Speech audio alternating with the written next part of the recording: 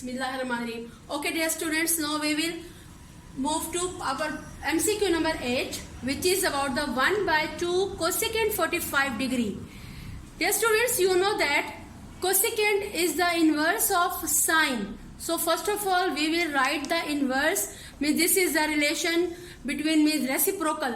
Cosecant is the reciprocal of sine theta. So cosecant 45 means 1 by sine 45.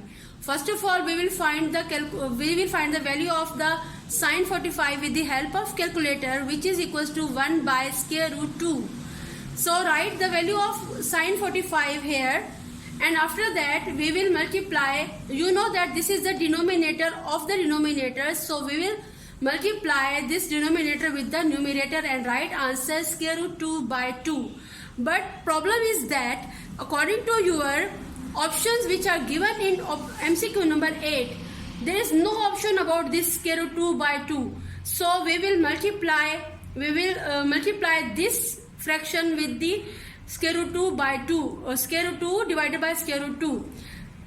Both are equal, so we will take the square, and square will be cancelled by square and write 2 into square root 2, and we will get 2 by 2 square root 2. 2 will be cancelled and then we will get 1 by square root 2, and this is the right option number B.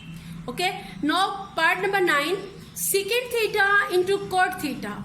And you know that secant theta is the inverse or the reciprocal of the cos theta, and cot theta is the reciprocal of the cot theta is equals to the cos theta by sin theta. So, and since there is the multiplication sign between these two fractions, so cos theta will be cancelled by cos theta. We will get 1 by sin theta, and this option number C is given. So tick or the mark of the option number C of MCQ number 9. Next MCQ number 10 is cosecant square theta minus cot square theta.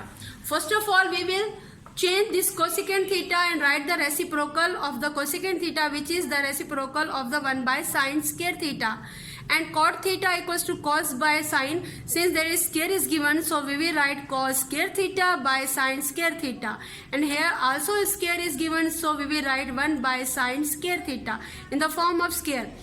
And again, you know that whenever we have the positive or the negative sign, means plus or minus sign between these two, between any two fractions, then we will take the LCM.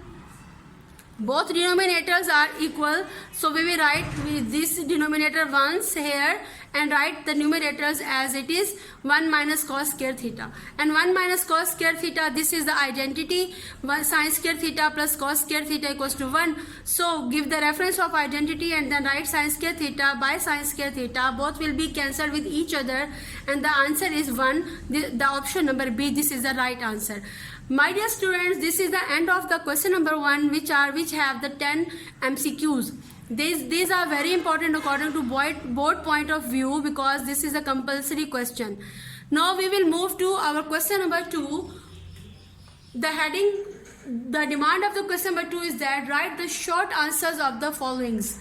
Our first part is define an angle. Definition. So since define means we will write the definition and then we will give the example. Define an angle. Dear students, according to the definition of the angle which is given into your book, is that an angle is the union of two non-collinear rays. First of all, union means combination, means this is the combination. And non-collinear means the rays, the lines which are not on the same line, means two different direction. Okay, the angle is the union of the two non-collinear rays. And rays, you know that a ray has a one starting point or end point, and from one side it can be extended. So when we will join, we will combine any two rays which are non-collinear, then we have the some common point here. We have the some common point, end point, and these rays are known as the arms of the angle. Okay, when we will find, means like this, the OB is an arm and OA is another arm. Okay, when we will join these two arms in such a way that they have some common endpoint, then we will get an angle. This is known as the angle, means amount of turn between two rays. Okay, this is the angle. and these are known as the arms, and this common endpoint is known as a vertex. And according to your exercise chapter number 7 trigonometry, then these arms are known as initial side and the terminal side. The initial side in which side, which arm, from where the angle started, okay, and where the angle has ended, then this side is known as a terminal side. Terminal means terminate, the end.